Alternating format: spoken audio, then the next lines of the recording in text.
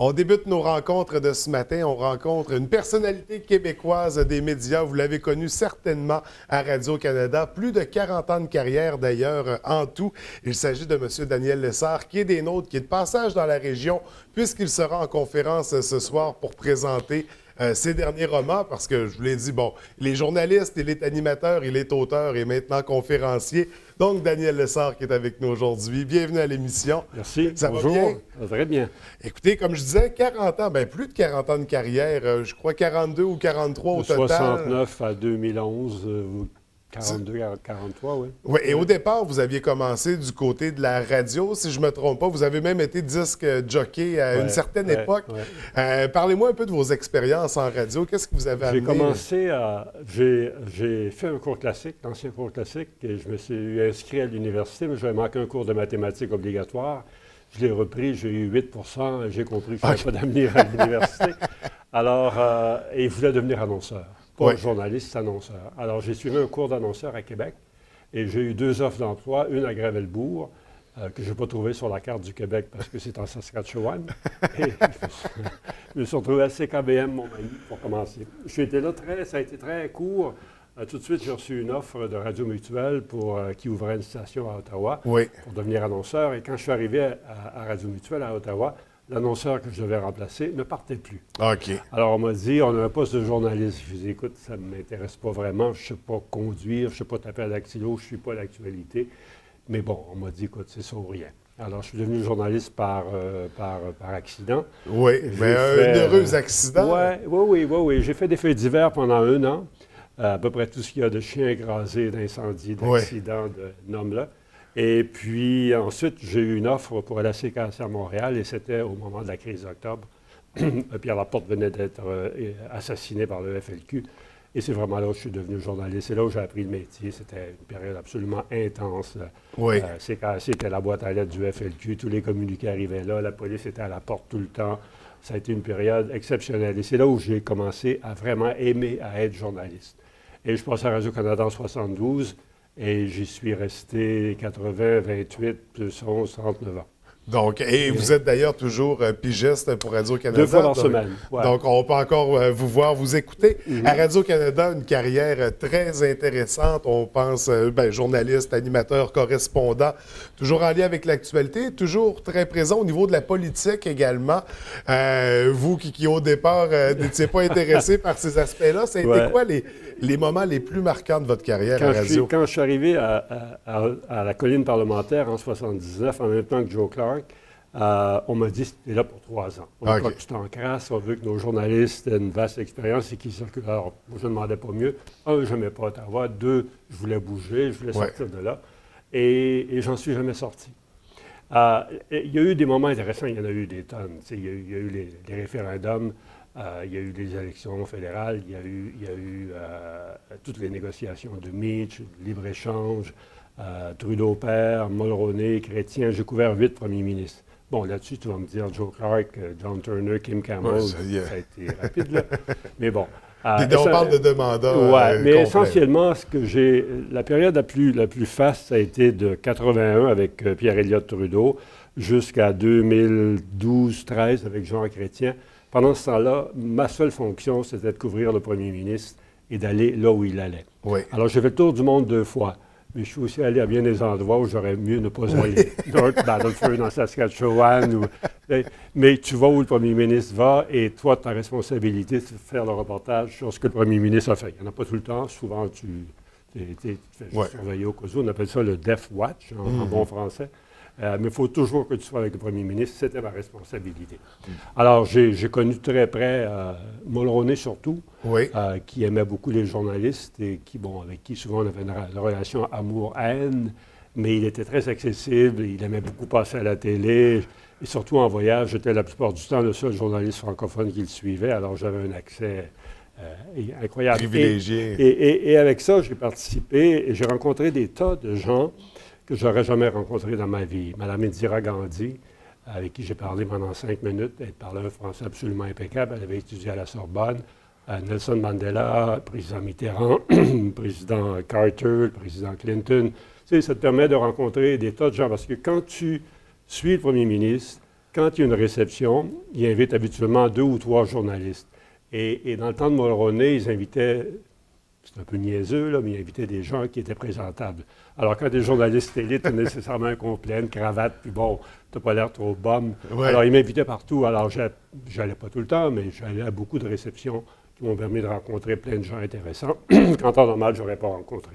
Oui, donc définitivement un parcours des plus intéressants à Radio-Canada. En 2011, il y a un revirement de situation, je dirais. Vous êtes lancé dans l'aventure littéraire en présentant un premier roman, en fait, qui est le premier tome d'une trilogie qui s'intitule Maggie, de la littérature adulte. Qu'est-ce qu'on veut dire par là, littérature adulte? C'est-à-dire que c'est ce qu'on appelle un roman historique. C'est basé sur des faits réels, mais bon, ça reste un roman, ça reste de la fiction, tu peux jouer avec la fiction. Quand j'étais journaliste à la télé, des gens se moquent toujours de toi. Les gens de la presse écrite pensent toujours qu'ils sont plus fins que toi. Et Michel Vastel, le Devoir, par exemple, me dit, on sait bien, toi, l'essor, tu fais le beau à la télévision, tu parles, tu placotes, mais tu es capable d'écrire un texte. Il dit, un jour, Michel, je vais te le prouver. Et je m'étais toujours dit, malgré ça, que je voulais écrire un roman un jour. Et quand mon grand-père est mort, il a laissé des tonnes de documents. Il avait été maire, juge de paix, à peu près tout ce qu'on peut faire dans une petite paroisse. Et il y avait là-dedans des trucs très intéressants, surtout comme juge de paix. Il y avait une communauté protestante chez nous, mais des vrais, là, qui n'avaient jamais appris le français, qui vivaient séparément, sauf un ou deux. Et un jour, un protestant est tombé en amour avec une catholique et ça fait un drame épouvantable. Ça, c'est la trame de Maggie et je suis parti de là. J'ai dit, je vais faire une histoire avec ça. Et ça a fonctionné et mon éditeur, qui est aussi un ami, Charles Tisser, que vous connaissez vous aussi, m'a dit, écoute, il faut absolument que tu fasses une suite. Et ça a enchaîné comme ça et j'ai fait 2 suites à Maggie, 2 autres romans historiques, Le Puits et La Marie-Louise. Et après ça, je me suis dit, bon, comme l'action était toujours située dans le village d'où je viens, c'est un village d'à peu près 1000 habitants. Il y a des limites à ce que tu peux faire à des gens dans un village de 1000 habitants, à moi de tomber dans la folie. Alors, comme je lis beaucoup de romans policiers, parce que je trouve ça facile, puis quand je veux me détendre, je lis des choses plus faciles, je me suis dit, je suis capable d'écrire un roman policier moi aussi. Et j'ai fait, l'an passé, Péril sur le fleuve, qui est policier, pas vraiment, policier, mais thriller écologique, mais bon, on est politique. Plus dans la fiction aussi. Oui, on est dans la fiction, oui. J'ai voulu prouver par l'absurde que personne ne s'intéressait à l'environnement. Alors, mes terroristes qui veulent faire sauter le pont de Québec, c'est rien pour améliorer l'état de santé du fleuve Saint-Laurent, mais eux, c'est la preuve par l'absurde qu'ils voulaient faire. Et ensuite, j'ai décidé de plonger dans un vrai thriller, meurtre en série, travail des policiers, une enquêteuse exceptionnelle, mais qui a des problèmes de santé exceptionnels, elle est boulimique, s'en vend de la mèche, avec un policier véreux là-dedans, encore une fois, parce que je les connais bien, et j'en ai pris 4-5 parmi les pires que j'ai connus, je m'en suis fait un épouvantable, et qui est au centre du roman. Et est-ce que c'est lui qui a fait commis les meurtres? Je ne vous le dis pas, vous le lirez, pour vendre la mèche. Alors, c'est comme ça que j'en suis arrivé là. J'adore écrire. J'essaie de bien écrire pour que la langue soit parfaite, que le contexte historique, quand c'est un roman historique, que les gens apprennent des choses et que si ça peut encourager les gens à lire, je serais très heureux. J'aimerais ça être Albert Camus. Je ne suis pas Albert Camus, mais j'aime raconter des histoires. Je vais continuer à raconter aussi longtemps que les gens vont les lire. Et on parlait tout à l'heure, au début de votre carrière, où vous n'aimiez pas la dactylo, et là, maintenant, on parle d'adorer écrire. C'est quand même très, très impressionnant. C'est-à-dire que j'aimais écrire, mais j'écrivais à la main. J'ai beaucoup écrit à la main. À l'école, j'étais dans les dernières classes, sauf en français, où j'étais dans les premiers. J'écrivais de longues dissertations. Le professeur disait, t'en as ben trop long, ça n'a pas d'allure. Mais la dactylo, j'avais jamais touché à ça avant d'arriver dans la station de Radio Mutuelle. On m'a dit, il faut que tes textes soient tapés à la dactylo pour que l'annonceur soit capable de les lire. Ça, puis apprendre à conduire. Et il a décidé quand ils ont décidé que j'allais devenir reporter aux faits divers, il fallait nécessairement conduire. Je ne savais pas conduire. Alors, le directeur de la station connaissait le fonctionnaire qui s'occupait des tests de conduite. Je l'ai eu en 1 heure. Quand il a voulu me faire stationner en parallèle, en reculant, j'ai dit non, je ne le fais pas, je ne suis pas capable. Je l'ai eu quand même, tu sais. Alors, mais bon, 1968. Ça a bien changé. Oui, depuis. tout à fait. Heureusement.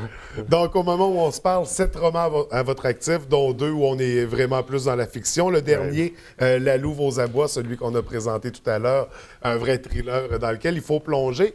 On se rencontre ce matin parce que vous êtes dans la région actuellement. Vous serez en conférence ce soir du côté de Roberval, si je ne me trompe pas, où vous allez faire un retour sur votre carrière, un peu à l'image de ce qu'on vient de faire ce matin. Exactement. Mais plonger également dans vos derniers romans que vous avez publiés.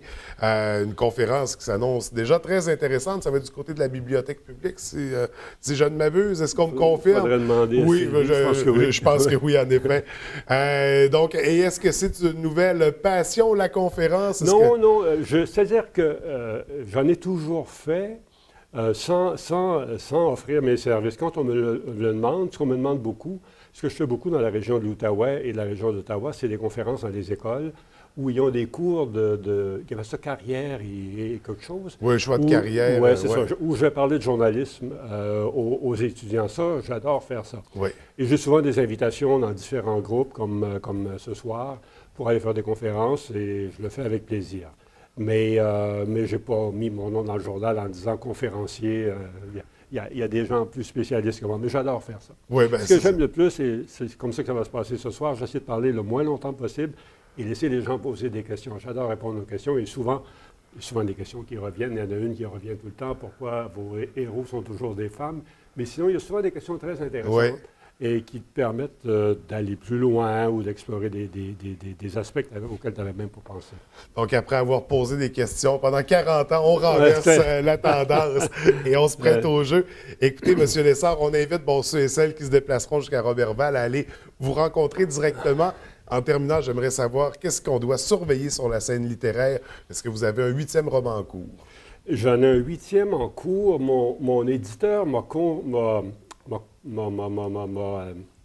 convaincu de faire un dernier Maggie, de boucler la boucle avec Maggie, un 4e et dernier. Et j'ai longtemps hésité parce que des fois, en roman historique, tu as l'impression de te répéter, de tourner en rond.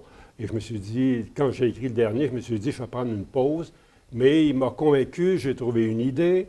Ça va se passer entre 60 et 70, une période qui a été faste au Québec. Il y a eu plein de choses sur la scène internationale. Le Vietnam, Woodstock, etc. C'est une grosse décennie. L'assassinat des 2 Kennedy. Au Québec, il y a eu des changements majeurs dans l'éducation. Alors, je le situe dans cette période-là, 60 à 70. Mais ça va être le dernier. Je l'ai dit à mon éditeur, je vous le dis à vous aussi, vous êtes témoins, ça va être le dernier Maggie. La conclusion de Maggie à surveiller dans la prochaine année? Normalement, l'an prochain, quelque part, si tout va bien. Là, de ce temps-ci, je suis un peu paresseux, puis j'ai un fils qui prend beaucoup de mon temps, mais je vais trouver du temps. Mais on a quand même 7 romans à découvrir, si ce n'est pas déjà fait, ou à redécouvrir. Exact. Écoutez, M. Lessard, merci beaucoup. C'est moi qui vous remercie. On vous souhaite un bon séjour dans la région pour le plaisir de lire vos romans. Merci, c'est gentil. Merci, bonne journée.